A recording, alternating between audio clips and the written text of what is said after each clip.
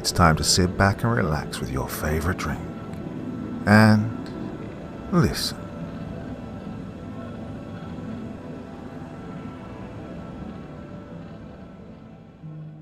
Good evening, seekers of forbidden truths, and welcome back to the cold edge of the unknown. As always, I'll be your narrator as we step beyond the comfort of reason into a place where official explanations rot under scrutiny and the past refuses to stay buried. Tonight's journey leads us far from city lights to a land where even maps seem reluctant to linger. So settle yourself in, turn the volume low. The story you're about to hear was never meant to survive the filing cabinet, let alone reach human ears. It speaks of a winter expedition that ended in silence, of a rescue mission that found not answers, but questions sharp enough to draw blood. In the deep snow, something tore through certainty as easily as canvas, leaving behind traces no training could explain, and signs that should not exist at all. Ghosts of the Dyatlov Pass by Augustus Cordoba. Part 1. February 1959. The helicopter's rotors hammered the frozen sky. I leaned into the iced-over window with my glove, staring down at miles of nothing. White piled on white, no edges, no mercy. Captain Mikhail Volkov, that's me. Well, they told us it was a routine recovery op. Locate the missing hikers, bring back bodies or miraculous survivors. Either way, preferably in one piece. Oh, the Ural Mountains rise like a jagged spine across the frozen north, a bleak, unbroken wall of rock and ice that cuts the landscape in half.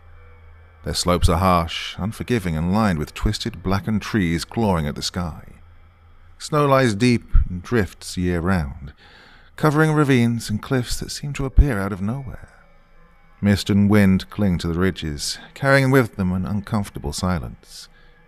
In the right light, the peaks look almost alive, shadows twisting into impossible shapes, hiding secrets older than any map. Here, the mountains are cold enough to gnaw at the mind, a place where the earth itself seems doomed. "Base, this is Transport 7, the pilot said into the mic.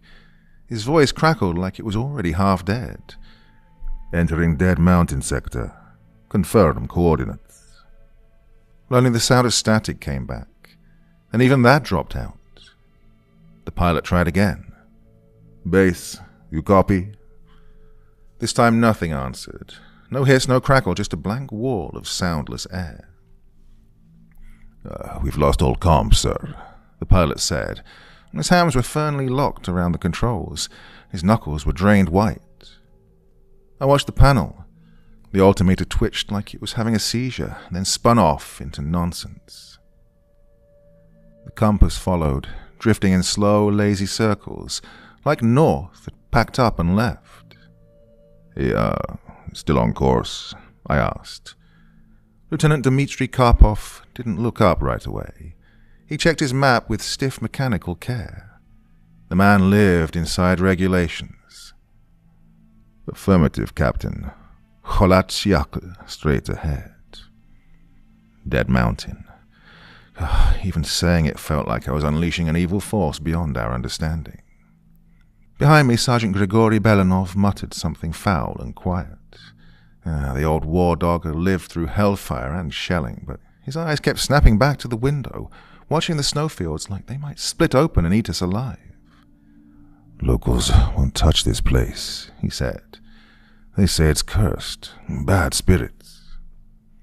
Dr. Katya Petrova adjusted the straps on her medical kit. Her face was calm, but her fingers shook just enough to be noticeable. First deployment always shows somewhere. Private Kuznetsov sat stiff as a corpse. Barely 20 years old, you could see his throat jump as he swallowed, again and again. I made the call. "We continue. People are missing." The chopper dropped lower.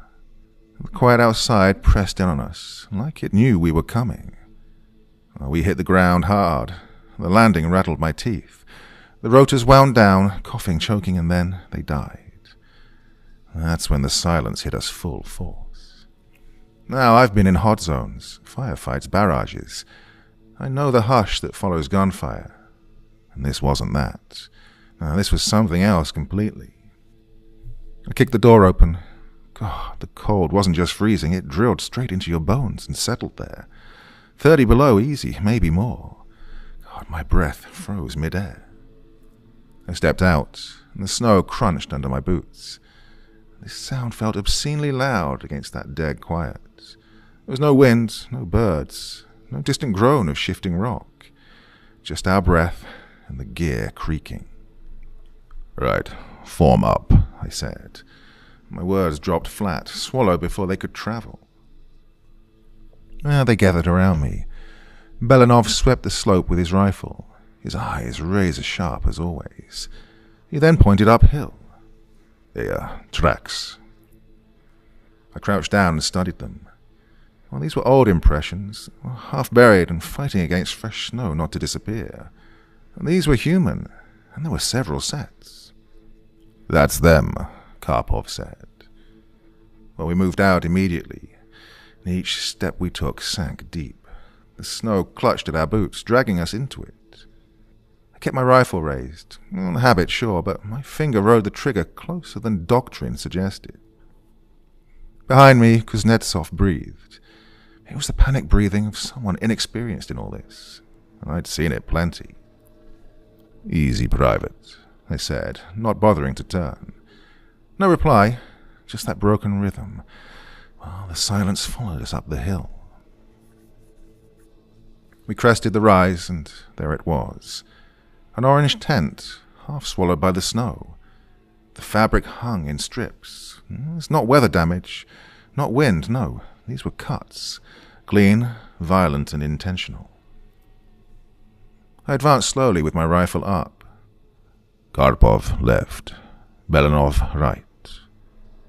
They moved without a word. Good, solid men. The tent sagged like it had been pushed inward. Well, I reached what should have been the entrance, but instead I found slashes, long savage cuts ripped through the canvas, seemingly from the inside out. And at that my gut clenched. Damn, they cut their way out, I said. Karpov pulled the flap aside, and the color drained from his face. Inside, sleeping bags lay torn open, the contents spilled everywhere. Insulation closed, gear strewn like someone had fled mid-nightmare. Whatever happened here didn't wait for daylight. Personal gear was everywhere. Not dropped, just dumped. Journals splayed open, clothes stiff as boards, tools half buried in the snow. Chaos locked in ice. But it was the boots that stopped me cold. They were lined up cleanly at the edge of the tent, in pairs, neat. It was like someone had taken the time to be polite about it. And the coats were folded nearby, heavy winter layers, the kind of gear that keeps you alive out here. Yet all of it had been left behind. "They walked out without anything," Katya said softly behind me. She crouched and brushed her fingers over a discarded coat, gently, like it might shatter. "My God, in this cold without..." She didn't finish. She didn't have to. The math was simple. The answer was death. I backed away and scanned the ground. Footprints cut through the snow, dozens of them. Wild, messy, going nowhere at first, just spinning, crossing, doubling back, then pulling together into a single line running downhill. Bare feet, occasional socks. One trail looked like someone had bolted wearing almost nothing at all. "What makes people run like that?" Karpov asked. His voice cracked at the end. I followed the trail with my eyes. It vanished into the thin tree line below. Panic in motion, flight without direction. They were running from what? Well, the wind chose that moment to make its force known. The first breath since we'd landed. It slid through the torn tent, tugging at the canvas. But the sound was wet and strained. It sounded like something breathing through a broken mouth. I shook it off. Needed to focus. "Right, photograph everything," I said. "Then we follow the tracks." Desayev pulled out the camera. His hands were shaking so badly that his first few shots were useless. Belanov stood at the edge of the site, staring downhill, still as a stone. "Sergeant," I said. He turned slowly. His face looked older somehow now. Not like he was fatigued, more like he'd physically aged. Like the place had taken something from him already. "Sir," he said quietly, "whatever scared them..." Then he swallowed. They didn't get away from it." We moved down slope in formation. Every step took us further from the helicopter, further from anything resembling safety.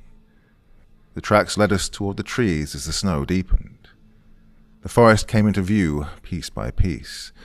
Oh, the view was surreal. There were no branches of any of the lower trunks, just bare wood climbing toward the sky. Desaev kept looking over his shoulder. I felt it too, that crawling pressure between the shoulders, the certainty of being watched. Belanov pointed at something in the distance. A massive cedar stood ahead, rising dark out of the snow. Even from a distance, it looked wrong. The branches had been snapped off and were hanging broken and jagged. "There, at the base," I said, raising my fist. "Contact." The whole team froze. 2 bodies lay crumpled beneath the tree. Even from here, they were unmistakably dead. Entirely still and rigid. Well, death has a shape, and you learn it when you've seen it often enough. We approached slowly, our rifles up, eyes on the tree line. Nothing moved, nothing made a sound. The first body was a young man in his mid-20s. Bare-chested, his skin had turned a flat grey-blue, unreal color, like a bad painting. His hands were locked out in front of him, his fingers curled like they tried to grab the air and missed. The second lay a few feet away. Same age, same state, half naked. "Why would they take their clothes off?" Karpov asked. Katya dropped to her knees between them. Her training took over. She checked what didn't need checking, followed steps that couldn't change the outcome. "Severe hypothermia," she said. "Final stage. The body lies to them, makes them feel hot, and they undress." "Paradoxical undressing," I said, and she nodded. They were already gone, or close enough. Near the tree, I spotted a fire pit, or what passed for one. A few burned branches, scorched bark. The snow around it melted once and then frozen again in a shallow ring. Well, they tried, but they hadn't succeeded. I looked up. Several branches were broken off high above, 8, maybe 10 feet up. Someone had climbed the tree, ripping branches free for fuel. "Oh, they were desperate," Belanov said. More tracks cut away from the cedar, heading back uphill, toward the tent. Oh, some of them had tried to go back, tried to get dressed, tried to fix the mistake. "Right, spread out," I ordered. "Search pattern. If there are 2 here, then there are more." We fanned out, slowly and carefully, scanning the snow for shapes that didn't belong there, for colors that meant bodies instead of landscape. All the while, the mountain stayed silent. We found the third body halfway between the tree and the tent. Face down, 1 sock missing. The back of his skull was caked with frozen blood, a dark and ugly color against the snow. Then the fourth, a female, curled on her side like she'd laid down for a nap and never got back up. The fifth was a man who'd almost made it, almost back to the tent, almost back to warmth, almost back to living. Almost before what, exactly, I wondered. That's when Katya gasped. I turned. She was kneeling beside the fifth body, her gloved hand suspended over his chest. Not touching the body, though. Afraid to. Like the air itself might break him. "Captain," she said. Her voice was a high pitch, pulled thin. "You need to see this." I stepped in beside her. She'd pulled open what little clothing he still had on. His shirt underneath was untouched. No tears, no blood, just clean fabric. But his chest... Jesus Christ, his ribs. They're crushed, Katya whispered. I could see it even through the layers. The shape was wrong. His torso dipped inward like something had wrapped him up and squeezed until the structure gave way. Yeah, check for external injuries, I said. Her hands moved fast. Automatic, running protocol like muscle memory was the only thing holding her together. She finished and then looked up at me. Nothing, she said. No bruising, no cuts. No surface trauma at all. That's not possible, Karpov said behind me. If his ribs are... Not broken, Katya cut in. Crushed, reduced to fragments. She stopped then. God, the force required to... She didn't finish. I did it for her. That's like a high-speed collision. More, she said quietly. I stared down at the body. My brain tried to build a reason. It failed. I tried again. Failed harder. Could he have fallen? I asked. From height? No, Katya said immediately. There'd be impact damage, bruising, hemorrhaging under the skin. There's nothing. It's like the force passed through him, straight through him, without disturbing the surface. That's when I noticed Belanov wasn't with us anymore. He moved off and was crouched low, studying the snow. Not the bodies, but the tracks. Captain, he called. His voice was empty. I left Katya and walked over. He pointed down. Oh, the impressions were huge. 3-part prints, but not feet, not paws either. Each one was nearly a foot across, and they were deep and heavy, and the space in between them made my stomach drop. Whatever made these, Belanov said slowly, walks upright. I followed the trail with my eyes. It looped around us, slipped between the trees, crossed over the victim's footprints again and again. It was tracking them, I said. Belanov nodded without looking at me. We need to leave, he said. Now, back to the helicopter. And tell command what? I snapped. That we panicked? Yes, he said. And finally he looked at me, and his eyes were wrecked. Yes, sir. Exactly that. Well, I wanted to agree. Every nerve in my body was screaming to run, to abandon this place, these bodies, these impossible tracks. But orders are orders. No, we finish the search, I said. Document everything, then we pull out. Belanov's jaw locked tight, but he nodded. Kuznetsov, I called. Check your gear, compass, radio, anything electronic. The kid fumbled. His hands were shaking, and he pulled out his compass. The needle spun uselessly, drifting in slow circles. Dead, sir, he said. Same here, Karpov added. I keyed my radio. Static came back, but it wasn't random. It rose and fell, like a pattern, almost rhythmic, like breathing.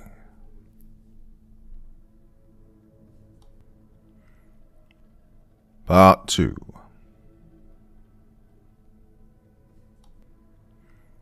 I released the button, and the static cut out instantly. To be honest, the silence after was worse. Sir, Desaev shouted from deeper in the trees. I found something. We moved fast. He stood at the edge of a shallow ravine, staring down.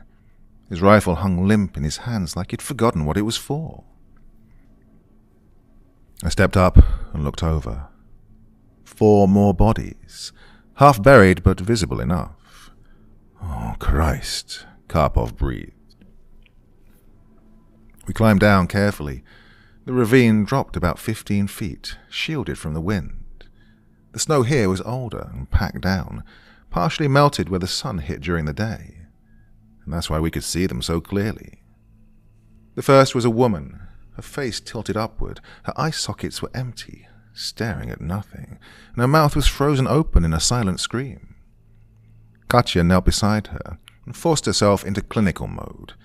It was the only way to survive the moment. "The eyes were removed," she said. "Clean cuts, precise. Not animals. The damage pattern is wrong." Well, the second body was even worse. A man, older. His jaw hung open, and I could see straight into his mouth. No tongue. "Same thing," Katya said. "Removed deliberately. After death, I think. I hope." The third showed the same treatment. Eyes gone. Clean work. As for the fourth, God, I had to turn away. Then I made myself look again. Multiple injuries. Chest crushed like the others. Skull fractured. And those same careful removals. This was not chaos. This was intention. "What the hell did this?" Karpov said. He wasn't asking us. He was talking to the empty air, like maybe the mountain would answer. I noticed something off about one of the bodies. It was the jacket, so I stepped in closer. "Katya, the coat." She followed my gaze and frowned, then pulled a small device from her kit. A Geiger counter, standard issue, just in case you stumble into something industrial you're not supposed to. She held it close to the fabric. Her face tightened. "Radiation," she said. "Low level, not lethal, but it's there, on the clothes." "How?" Karpov asked. I thought about the reports. The strange ones in the sky, the night the hikers had died. Witnesses from the earlier search teams. Everyone wrote it off as hysteria, though. "I don't know," I said. That was a lie. I mean, I didn't know for sure, but pieces were lining up into something I didn't want assembled. I studied the bodies again. Well, their final positions told a story. The woman had one arm stretched out, her fingers clawing at empty space. The man next to her was curled tight, trying to make himself smaller. "They were hiding," I said, "trying to protect themselves." "From what?" someone asked. I looked up at the rim of the ravine, at the trees beyond. The silence pressed down on us. Something had driven them out of the tent, hunted them through the snow, picked them off one by one. Something strong enough to pulverize bone without breaking skin. Something deliberate enough to mutilate the dead. Something strange enough to leave radiation behind. "Look, we're not done," I said. "We need the rest." "The rest?" Dasayev's voice spiked. "How many more?" 9 hikers in total, I said. "We've got 7. That leaves 2. We found the 8th, not too far away, 20 meters from the ravine, face down in the snow. One arm was stretched forward, and the other pinned under his chest like he tried to crawl and failed. I recognized him immediately from the photos. Igor Dyatlov, I said. Group leader, 23. "Here, help me," I said to Belanov. We rolled him carefully onto his back. The cold had preserved his face. His eyes were closed, almost peaceful. Well, if you ignored the expression locked into his muscles. One of pure terror, frozen in place. My God, what had he seen? His right hand was jammed under his body, clenched tight against his chest. I tried to move it, but the arm didn't budge. Solid ice. "Hey, there's something under him," Belanov said. We lifted the body, just enough to see it. A journal, leather-bound, pressed flat into the snow, protected by his weight. The cover was darkened by age and moisture, but it was intact. Somehow it had survived. I picked it up carefully. The leather was frozen stiff and brittle. One wrong move and it would crack. "Right, bag it," I said. Karpov produced an evidence bag, and we sealed the journal inside. Well, The ninth body never showed up. Not that day. The light was bleeding out of the sky and the temperature was dropping fast. We'd been exposed too long to this weather. "Sir," Belanov said, "we should evac before dark." Well, he didn't need to convince me. I had zero interest in being on that mountain after sunset. "Agreed," I said. "Mark everything. Final documentation. We move in 5. Well, they all worked fast. Professional. Cameras flashing, measurements taken, and notes logged. But their hands shook. They kept looking at the tree line, at the shadows stretching longer between the trunks. Dyatlov was barely holding it together now. Rifle raised, finger riding the trigger, sweeping every dark pocket like he expected something to burst out at any second. And to be honest, I felt it too. That deep animal sense, that certainty that we weren't alone. Something about this place was so wrong, so fundamentally wrong. I was taking one last look into the ravine when I heard it. Low, deep, vibrations, a hum. It didn't come from one direction, it came from everywhere, and nowhere at the same time. It sank into my chest, rattling my teeth. I didn't hear it so much as I felt it, like the sound was inside my bones. The whole team froze. "What is that?" Dyatlov whispered. The hum rose slightly, then dropped, slow and rhythmic. It was like breathing. Not wind, not engines, not anything human. It lasted maybe 10 seconds, and then it stopped. The silence afterward was crushing. "Right. We're leaving," I said. "Now, in formation, move." And of course, no one argued. We climbed out of the ravine and headed for the helicopter. I forced myself not to run, forced discipline into my legs. But every step felt exposed, like we were going too slow. The forest had darkened while we weren't looking, and shadows now stretched and twisted between the trees. Out of the corner of my eye, I thought I saw movement. When I turned, though, there was nothing. Belanov fell in beside me, his rifle up. "Sir," he said quietly, "we're being watched." "I know," I said. "Move faster." Behind us, Dyatlov made a small sound. Half gasp, half whimper. "Something moved," he said. "In the trees, I saw it." "Keep moving," I snapped. "Eyes front." We broke out of the tree line. Well, the helicopter was still there, exactly where we'd left it, looking fragile and absurd against the endless white slope. Well, the distance between us and it felt longer than it should have been. Every step we took dragged. Time seemingly stretched thin. I didn't breathe right until we were inside, until the doors slammed shut, until the rotors spun up and the ground finally let go of us. And as we lifted, I looked back down. God, the mountain, the bodies scattered like discarded parts, the shredded tent. And at the edge of the trees, something dark, something tall, standing still, watching. I blinked, and it was gone.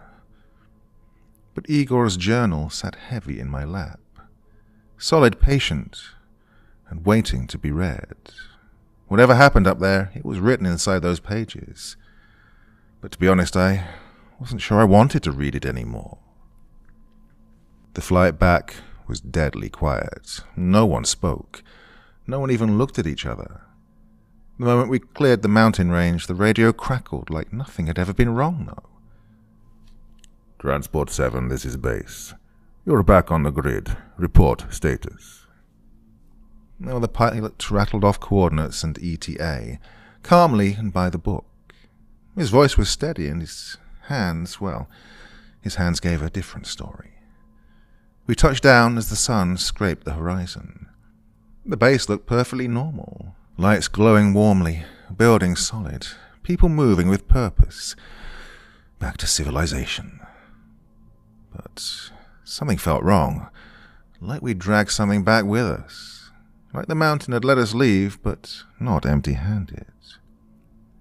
Colonel Vadim Orlov was waiting on the tarmac, tall, grey-haired, with a face carved from stone. His eyes followed us as we disembarked. "Captain Volkov, report." I gave him the facts. 9 hikers, only 8 recovered, 1 missing. Unusual conditions, but evidence secured. His gaze then locked onto the bag in my hand. "I'll take that," he said. I need to examine it first," I replied, "for the investigation." "Captain," he said flatly, "that's classified material. I'll secure it personally." Well, every instinct in me screamed not to hand it over. I mean, that journal mattered. Once it left my hands, it would vanish into a drawer and never see daylight again. "I need 24 hours, I said. "Standard documentation." At that, his jaw tightened. For a long second, I thought he'd just shut me down. Then he nodded once. 24 hours, not 1 minute more. Then it goes into classified archives. "Yes, sir." He walked off without another word. Belanov watched him go. "He already knows," he said quietly. "Whatever happened up there, he knows." I looked down at the journal. The leather was thawing now. It was damp with condensation. "Get some rest," I told the team. "Debrief at 0800. They scattered quickly, grateful to be anywhere but here. I went to my quarters alone and locked the door, sat at my desk under a single lamp and opened Igor Dyatlov's diary.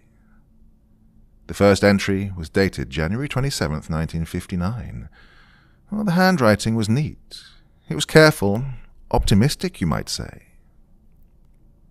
"We begin our trek to Otorten Mountain today. 9 of us, all experienced, except Yuri Yudin, who is eager despite being the youngest. Weather is clear, spirits are high. This expedition will establish a new difficulty category for winter hiking in the Urals. I'm documenting everything for the sports committee." I turned the page. Routine notes, weather, route, group morale. January 28th. Excellent progress. Semyon tells war stories. Zina sings folk songs. The mountains are harsh but beautiful. We are alive, we are free. This is what life should be. What he'd written was normal. All of it painfully normal. January 30th. Reached the foothills of Kholat Syakhl. Locals call it Dead Mountain. Our Mansi guide refused to continue. Said the mountain is sacred and cursed. Spirits guard the summit and punish trespassers. We paid him and continued alone. Superstition, old beliefs. We're Soviet citizens. We believe in science in progress, not spirits. Still, the name troubles me. Dead Mountain. Why call it that? God, I felt a chill crawl up my spine. Well, the entries went on at a good pace. Stable weather, no issues. And then, February 1st. The handwriting had changed by this point. It was still readable, but rushed, pressed harder into the page. It was almost urgent. Well, I leaned closer to the lamp. February 1st, evening. We set up camp on the eastern slope. Good position, shielded from the worst wind. Around 2000 hours, something happened. Strange lights appeared on a distant ridge, approximately 5 kilometers away. Bright and pulsing, like signal flares, but controlled. Deliberate. Well, the color felt strange, not orange. It was blue, white, electric. Semyon used binoculars, watched them several minutes. Then his expression changed. When asked, he said, "A military exercise," but his voice was tight. He was afraid. We are technically in a restricted zone. We have permits and authorization. We should be safe. The lights lasted 10 minutes, and during that time we heard a sound. Low frequency, a hum that made my teeth ache, made my skull vibrate. Yuri had a nosebleed, so did Rustem. The sound felt like it was inside us. Then it stopped. The lights were gone, the sound was gone, silence. Afterward, our equipment malfunctioned. My watch stopped at exactly 2014, Yuri's as well. Flashlights flicker constantly. Need to shake them to work. Semyon is worried. He won't say why. But I recognize that look. I've seen it on soldiers' faces. The look of someone who knows danger has found them. I sat back slowly. The mountain hadn't been silent. It had been watching. Oh, we should have turned back, I know that now, but we were close, too close to Otorten. The group voted to push on. I backed it. I'm writing this by candle because the flashlight won't stay alive. And I can't get those lights out of my head, or the sound, or the way Semyon's hands shook when he lowered the binoculars. At this, I set the journal down and rubbed my eyes. The lights, the humming, that vibration in the chest. God, it matched what we felt on the mountain earlier, exactly. They called it a military exercise. But what kind of exercise bleeds into your bones? What kind hums through matter instead of air? I keep thinking about the radiation we found later, soaked into the fabric like a stain that wouldn't wash out. What were they testing out there?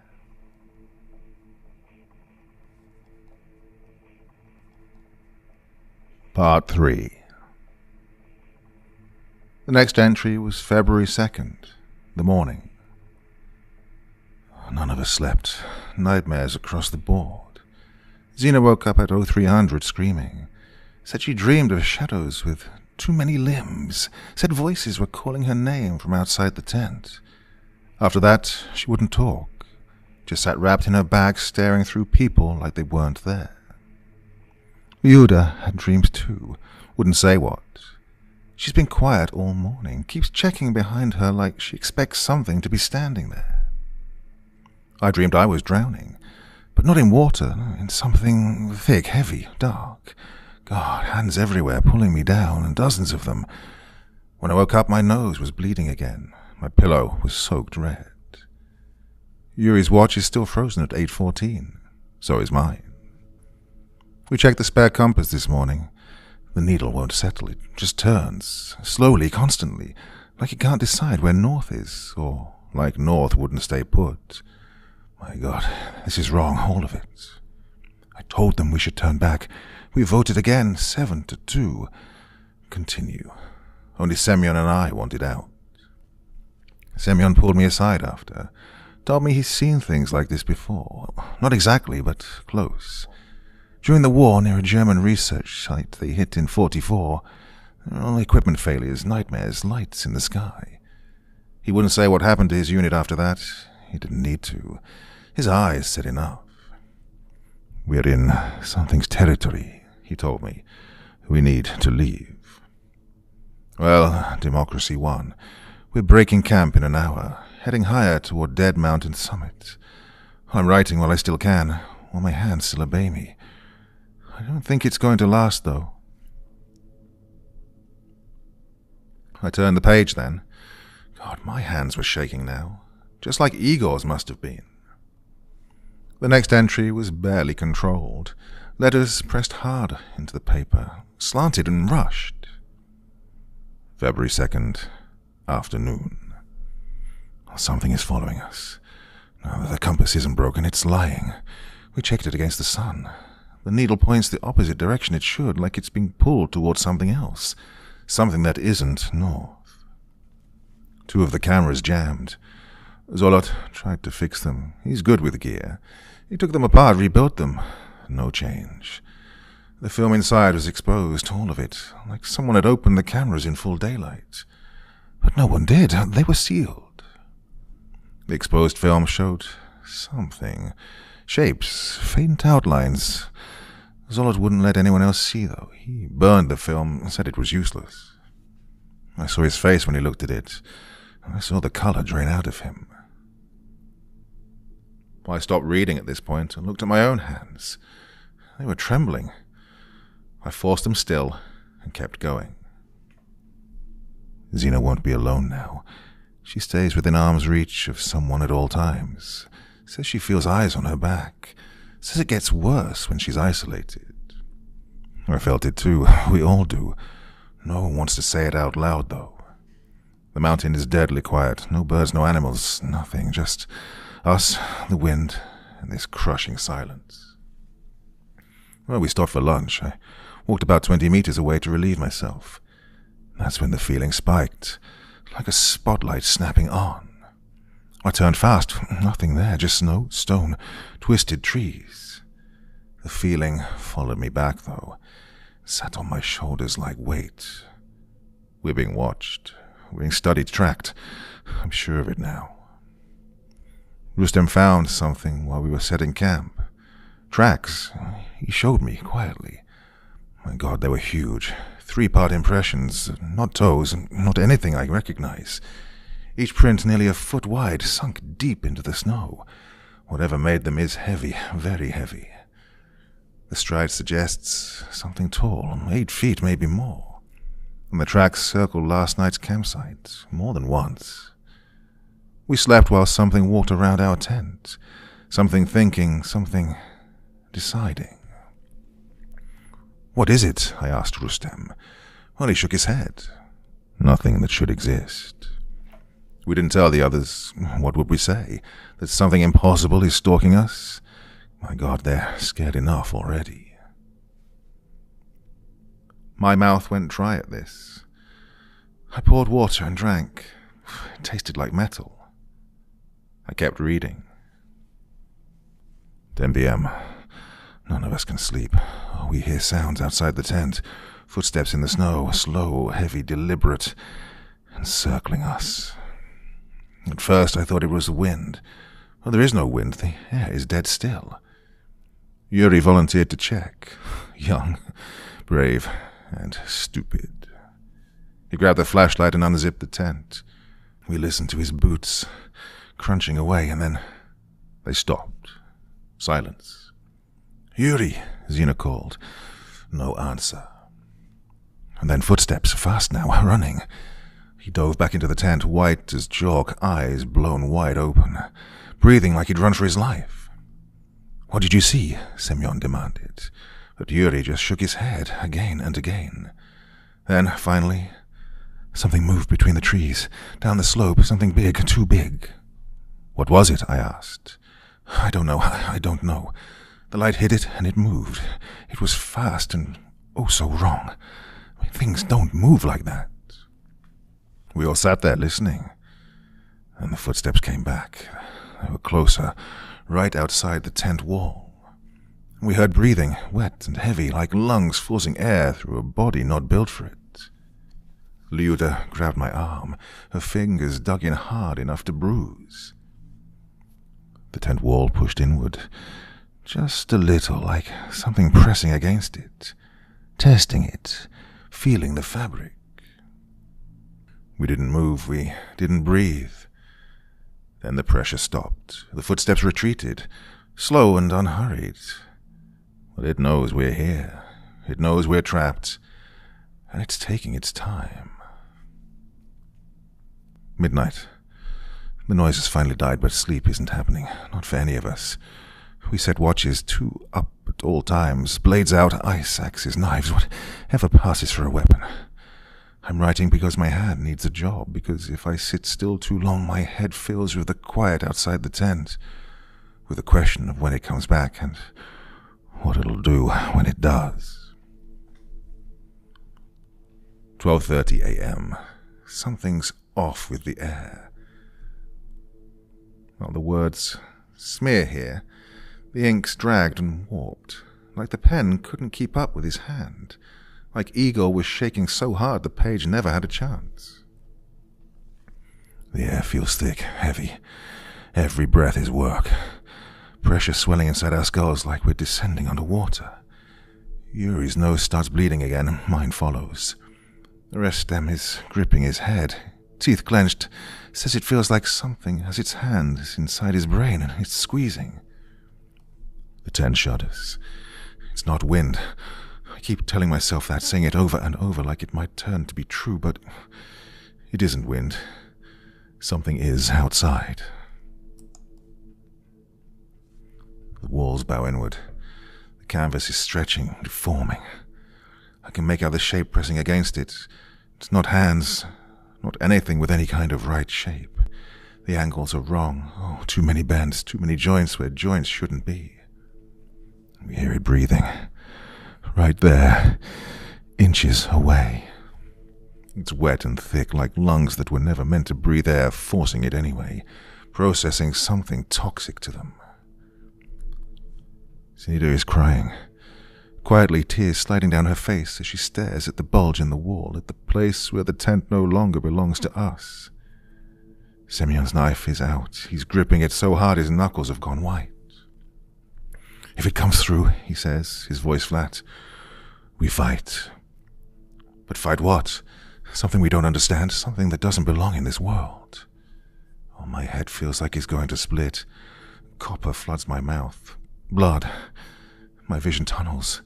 Dark, bleeding in at the edges. The fabric tears. Just a little. A short rip near the top seam. We all scream. No control, no dignity, pure animal fear ripping out of our throats. But nothing comes through. The tear just widens slowly and lazily, like whatever's out there is enjoying this, taking its time. We have to run, someone whispers. Now, right now. Where? Zoltario snaps. It's -30 out there. We'll freeze. We'll freeze anyway, Semyon says. At least out there we can move. Footsteps start again, slow and careful, circling us. Whatever it is, it's not rushing. Doesn't need to. It has the night. It has patience. We don't. 1 a.m. The tent is shaking harder now. The air pressure is unbearable. It's in my teeth, my bones, like a vibration just below sound, rattling everything from the inside. The breathing outside grows louder, quicker. It's excited. Oh, it's not just circling anymore. Oh, there's scraping, something dragging along the canvas, searching, testing, looking for weakness. Zendia screams and points. And now we see it. A shadow pressed against the wall. Tall, massive, not human. The proportions are enormous. The outline doesn't make sense. It just stands there on the other side, a few millimeters of fabric between us. It's still, it's watching, it's waiting. Time has stopped meaning anything. My watch is dead. Oh, maybe time itself is gone. The shadow moves. It slides along the wall, smooth and fluid, like oil poured sideways. It reaches the back of the tent where Rustem is sitting. He feels it. I know he does. His whole body locks up. His eyes are fixed on the wall behind him. The canvas bulges into his back and he jerks forward, scrambling away, but the pressure follows. It's harder now. Oh, it's coming through. Oh God, he whispers. It's coming through. Semyon decides. He lunges, his knife flashing, slashes the tent once, twice, 3 times. The canvas tears open in jagged wounds. Out, he screams. Out, now! The freezing cold detonates inside the tent. -30, maybe worse. It hits us like a fist, but we're already moving, tripping, clawing over each other through the cuts. I grab the flashlight. It flickers and dies. Comes back, weak. No boots, no coats, no time.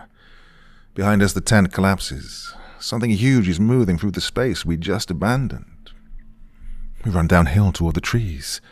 Oh, the snow slices our feet like broken glass. I can't feel them anymore, but I don't care. Behind us comes a sound. Not a roar, not a scream.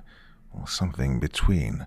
A vibration that crawls into your bones and tells your brain to shut down rather than understand it. I look back. My God, I shouldn't have. It's there near the wreck of the tent. Enormous, dark. Its shape doesn't follow rules. Angles that shouldn't exist stacked on top of each other. And it's looking directly at us. I can feel its focus. It's sharp and predatory. And then it moves. Oh, it's too fast. It's fluid. Run, Simeon screams. Don't stop. We run into the dark, into the cold, into death. But freezing is better than what's behind us. God, anything is. The entry ends there. Ink-smeared handwriting shattered. I could almost hear Igor gasping as he wrote, feel his fear soaking through the page. I checked the clock, 3 a.m. Hours have gone by, but I couldn't stop reading. I had to know, even though I already did. We reached the trees, all 9 of us alive, barely. The cold is killing us already, feet numb, fingers useless. The pen keeps slipping from me. We find a cedar, big, some cover, but not enough. Georgie and Yuri start climbing, snapping branches. We need fire, and we need it now. Where are the matches? Oh, my hands won't cooperate. Oh, behind us, up the slope, I hear it. Moving through the snow. Unhurried. Why rush? We're not going anywhere. Light the fucking fire, Semyon snarls. His voice is raw now, broken. A match finally sparks. A branch smolders, but refuses to catch. It's too cold and too wet. Zendia is crying again, silently, tears freezing to her face. I'm sorry, I tell her, over and over. But she doesn't respond, just stares up the slope, waiting. The fire finally catches. It's small, really, weak, pathetic, but it's something. We huddle in close, stealing whatever heat we can. I count heads. 8. Where's Rustem? I ask. No answer. Nobody saw. No one knows. And then we hear it. A scream from up the slope. Rustem's scream. He cuts off mid-breath, and the silence after is awful. We have to go back, Lyra says. Get supplies, coats. We'll die without them. We'll die if we go back, Semyon says. We're dead anyway. Their voices are cracking, rising. They continue to argue, but I stop listening. I'm watching the slope, the dark where it waits. Movement. It's coming. Quiet, I say. Everyone stops. I see it first as motion.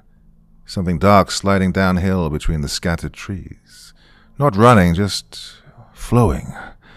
Like a spill that learned how to move. Closer now. The ravine. Hey, there's a ravine east of here, Semyon says. We can drop into it, hide, dig in, wait for daylight. Daylight won't help, I say. But I'm already moving. We all are. Leaving the fire, leaving the last scraps of warmth. Stepping into colder, dark, deeper dark. Only 4 of us can still move fast enough, though. 3 of them, Semyon, Zolotario, Luida, and me. Behind us, Georgie and Yuri stay by the fire. Too far gone to run. Hypothermia already chewing through them. Their bodies quitting piece by piece. Look, we'll come back, I tell them. A life so thin it barely exists. When it's safe. Georgie nods. Yuri doesn't look up. They both know, and so do we. We leave them. As we put distance between us and the cedar, I hear it reach them.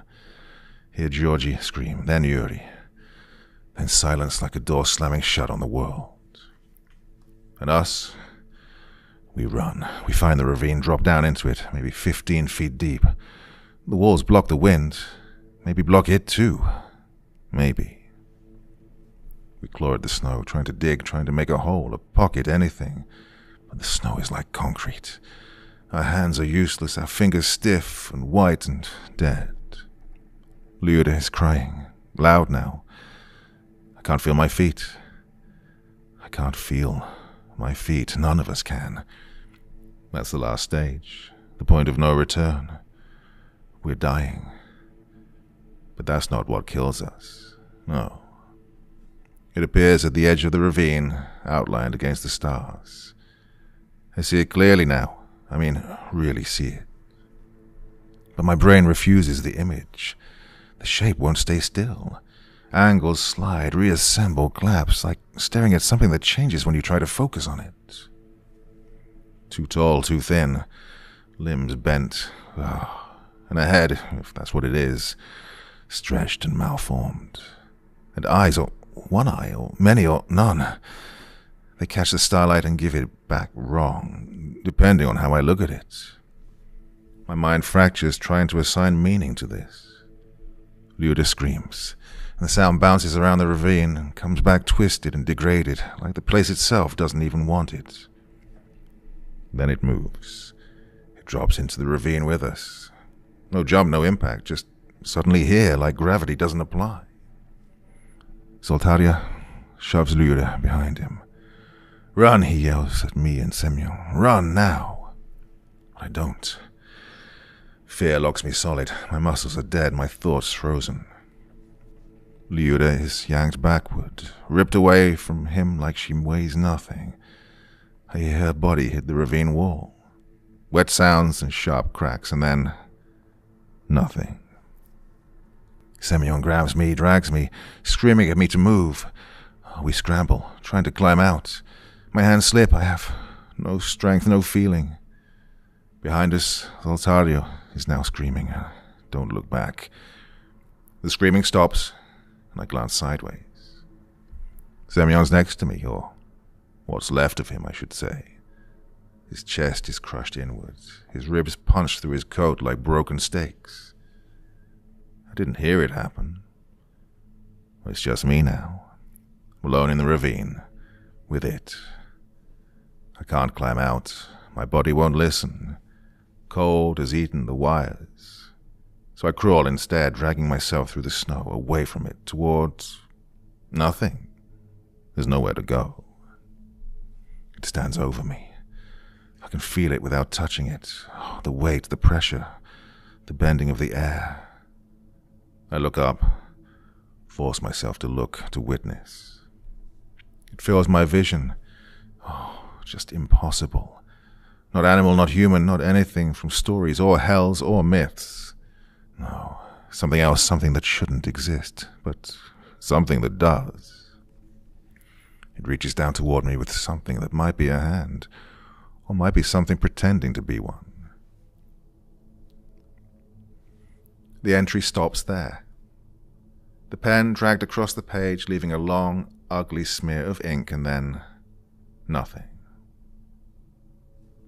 I leaned back hard, heart slamming, sweat soaking through my shirt despite the cold of the room. Igor had died writing that sentence. Died staring at something that snapped his mind in half. Something still up there, still waiting on that mountain. I closed the diary, and my hands wouldn't stop shaking.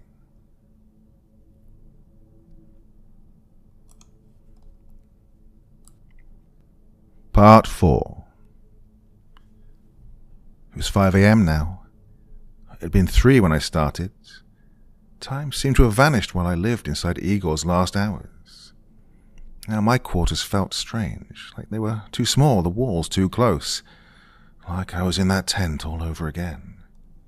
Well, I needed answers. The archives were downstairs, restricted, but I had clearance, captain's privilege. I pulled on my coat and left. Empty hallways, night crew ghosts. No one stopped me. The archive room was as cold as a tomb, always was. I searched. Northern Urals, February 1959, classified operations. Then I found it. Operation Psyche. My pulse spiked as I opened the folder. diagrams, equipment specs, test protocols, all stamped with clearance so high it screamed guilty. A weapons program, experimental, electromagnetic and sonic frequencies designed to disorient enemy forces. Test site, Northern Urals. Test date, February 1st, 1959. Time, 2000 hours. Damn. The same night, so I skimmed faster. Then, red ink, handwritten. Warning. Unintended geological interactions possible. Frequency may resonate with subsurface crystalline structures. Effects unknown. Risk assessment, moderate. Below it, in different handwriting, test proceeded as scheduled. Equipment functioned within parameters. No enemy combatants present. Unusual seismic readings detected post-activation. Duration approximately 4 hours. Source unknown. Recommend further investigation. Final entry, February 26, 1959. Investigation cancelled by order of Colonel V. Orlov. All Operation Psyche materials reclassified above top secret. Test site declared restricted. Further access denied. Damn. Orlov had known from the start. They didn't kill those hikers with a weapon. They'd woken something up. Something buried, something old, something the mountain had been keeping quiet until the frequency shook it awake. Thought about the footprints, the injuries, Igor's broken descriptions. Well, I folded the file and put it into my coat. Dawn was breaking when I left the archives, and the base was waking up like nothing had happened. I went straight to Orlov. I didn't plan, I didn't think. His aide tried to stop me, but I pushed past him and opened the door. Orlov looked up calmly, like he'd been waiting. Captain Volkov, he said, "You're early." I threw the file onto his desk. "You knew." He glanced at it. No reaction. "This material is above your clearance. Those people died because of our test.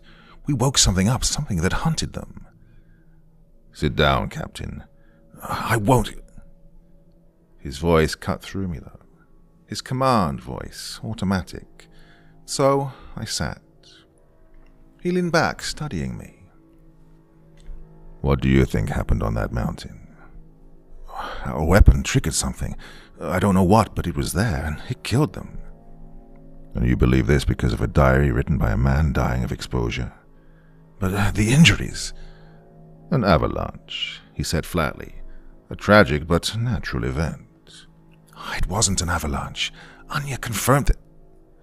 "Dr. Petrova's report will reflect the official findings," he said. "As will yours." Suddenly the room felt colder than the archives. Outside, the mountain was still there, and whatever had woken up inside it hadn't gone back to sleep. I stared at him and felt it all click into place, slowly and in an ugly way. "Oh, you're burying it. I'm safeguarding national security." So, a lie dressed up as duty. "There was a weapons test," he said calmly. "It failed. That failure is classified. The hikers' deaths are unrelated and will be recorded that way." "Unrelated?" I snapped. "They died the same night in the same place." "Oh, the mountains kill people," he said. "That's the conclusion. End of discussion." I told him about Igor's diary, his first-hand account, the proof. But his eyes didn't change. "You will surrender the diary immediately," he said, "along with any copies." Well, my blood began to boil. "You don't think," he added, sounding almost bored, "that I wouldn't plan for this?" He pressed a button on his desk then. "The diary will be destroyed. Your report will list cause of death as avalanche. Natural causes. Case closed." Then the door opened behind me. Heavy footsteps. 2 MPs stepped in, built like doors themselves. "Escort Captain Volkov out," Orlov said.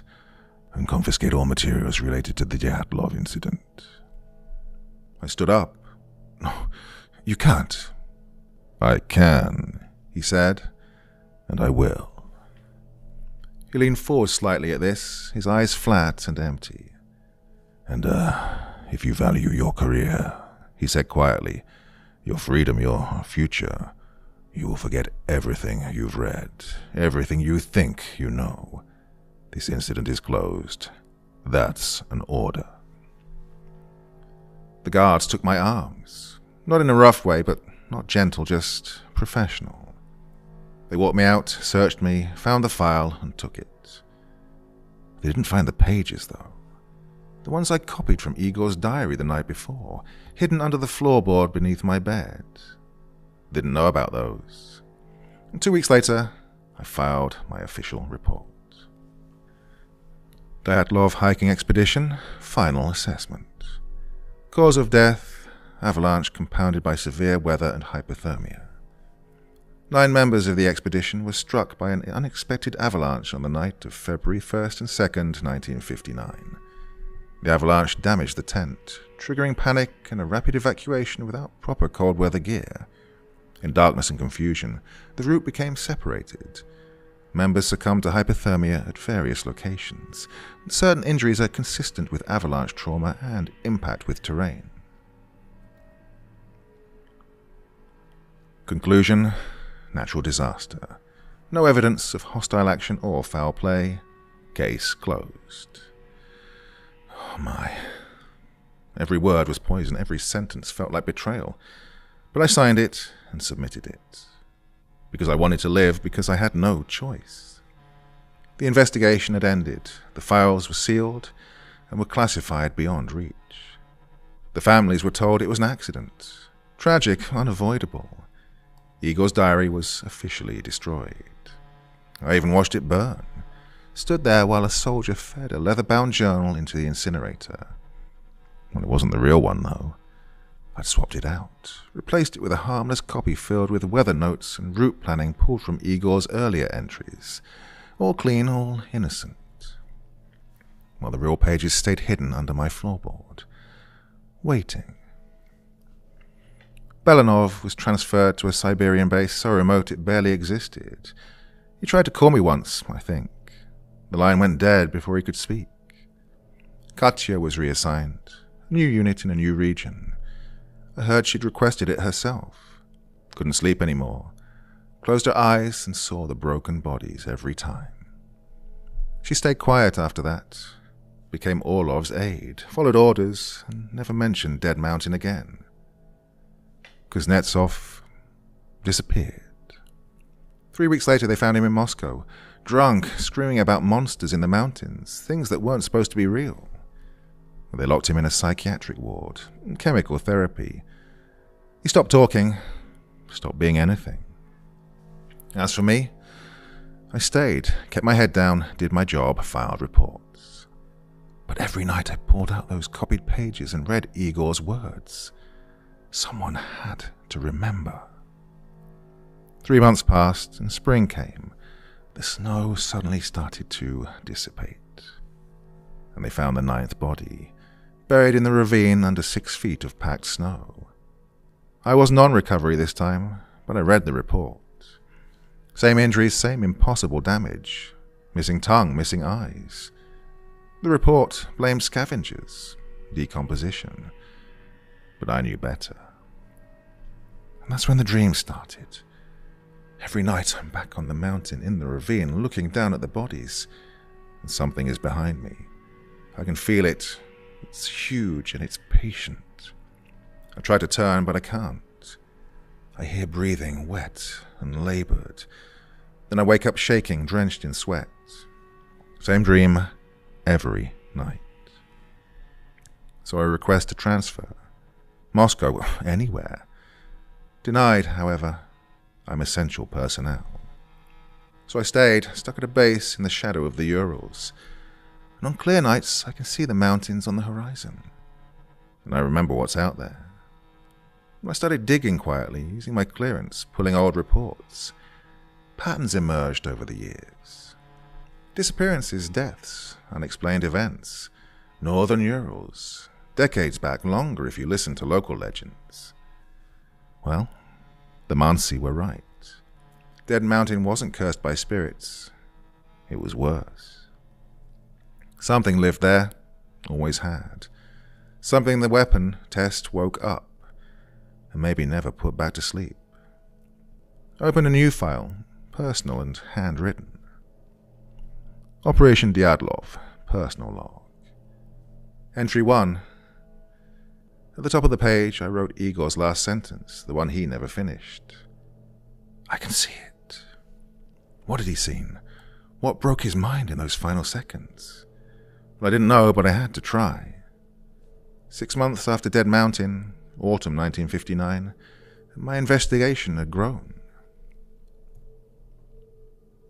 Reports spread across my desk, red string on a hidden map, lines connecting places no one wanted connected. I could see patterns. 1960, 2 hunters vanished near Kolotuk. Found 3 weeks later, hypothermia. Their gear was intact, working matches in their pockets, working radios. They just died. And the mountains kept their silence. On to 1961. A geological survey team, 5 men, sent into the region to chart mineral veins. For 3 days they checked in on schedule. Calm voices, professional updates, and then nothing. When the search team reached their site, the camp was wrecked. The tent was shredded, bodies flung apart like trash. Official verdict, bear attack. But one of them didn't die right away. He lived long enough to speak. Through broken ribs and collapsing lungs, he said it wasn't a bear. No, said it was too tall. Said it moved in ways nothing alive should move. And then he died, and that statement never made it into the final report. 1962 now. A military patrol. 6 soldiers, veterans, armed. Radios went dead without a distress call. No shots fired, no sign of a fight. They were found a week later with the same injuries as the Dyatlov group. Same crushed bodies, same impossible damage. Case sealed, classified, and no follow-up. By then, the pattern was obvious. Every few years, the same region, the same mountain. Something was there. Something that stalked and killed. And no one would name it because naming it meant admitting what we'd done, what the weapons test had torn loose. And so the deaths kept coming. And the lies kept pace.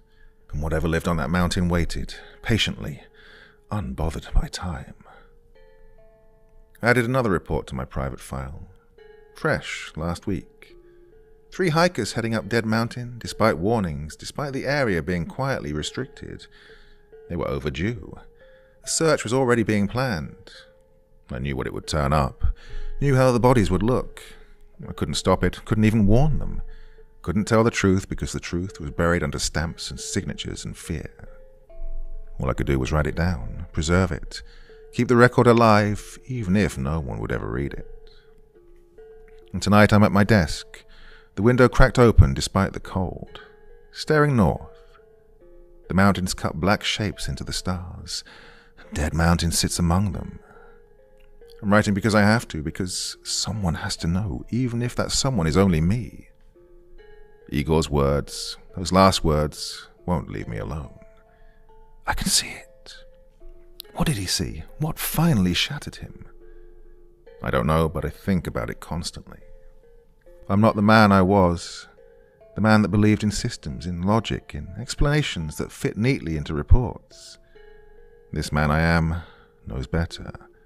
Knows there are things that don't fit, things that shouldn't exist but do anyway. And as I sit here, I hear it. It's faint, distant, but unmistakable. That low hum, the same frequency Igor described, that same sound we heard on the mountain. I go to the window and listen. It's there, it's barely audible, but it's real. Coming from the north, from the mountains, from Dead Mountain. My hands start to shake. My pen slips. I clamp down harder. Oh, the sound rises slightly, then falls. Slow and rhythmic, like breathing. It shouldn't be possible. I mean, the base is 200 kilometers away. Sound doesn't travel like that. and yet I hear it. Or maybe it's in my head. Maybe the mountain broke something in me too. Maybe I'm unraveling like Igor did, like Dostoyev did. The sound fades, gradually until there's only the silence. I go back to my desk, look at the files, the maps, the evidence no one will ever acknowledge. I add one last note to the log. It's still out there, still watching, still waiting. The test woke it up, and I don't think it's sleeping anymore. More people will die. More reports will vanish. More families will be fed lies. And I'll keep writing it down, keep preserving the truth. Because someone has to remember. I lock the file in my desk drawer, kept hidden and safe. Tomorrow I'll put the uniform back on, follow orders, file paperwork, pretend the world makes sense. But for tonight, I sit by the window, watching the mountains, listening for that sound, wondering what it wants, wondering if one day it will come for me too. The lamp flickers once, twice, and then steadies. Outside the wind rises, sharp with the snow, and beneath it, so faint I almost convince myself it isn't there, I hear something else. Wet, heavy breathing. I shut the window, lock it, draw the curtains, but it doesn't help. I can still feel it. That awareness. It knows, somehow it knows that I know. God, I tell myself it's paranoia, trauma, my mind under strain, but deep down I understand. I've become what Igor was, what those hikers were. A marked man, observed, tracked. And someday, soon or far off, it will come for me too. So I write one final sentence, the last thing I'll put on paper tonight. If you're reading this and I'm dead and they tell you it was an accident, don't believe them. Look to the mountains. It's still there, it's always been there, and it's waiting. I close the log, kill the lamp, and sit in the dark, listening to the silence, listening to what breathes beneath it. Waiting for dawn, waiting for another day of lies, another day of carrying a truth I can never speak, another day under the gaze of something that should not exist, but does. Always.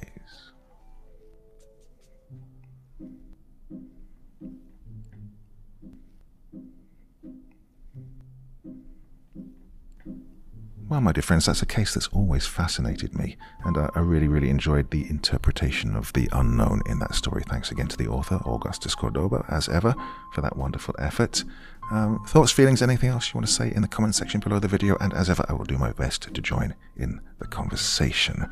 That is it for this evening. Back again tomorrow with a podcast over on my second channel. Back here again on Friday. But until then, my dear friends, just remember this is a story, none of it's real, and you sleep well, yeah?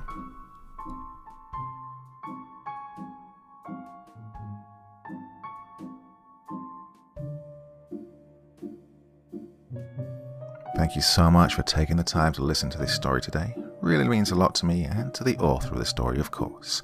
Well, if you want to know more about me, I'm pretty much everywhere on social media. You can find me on Facebook, Twitter, Instagram.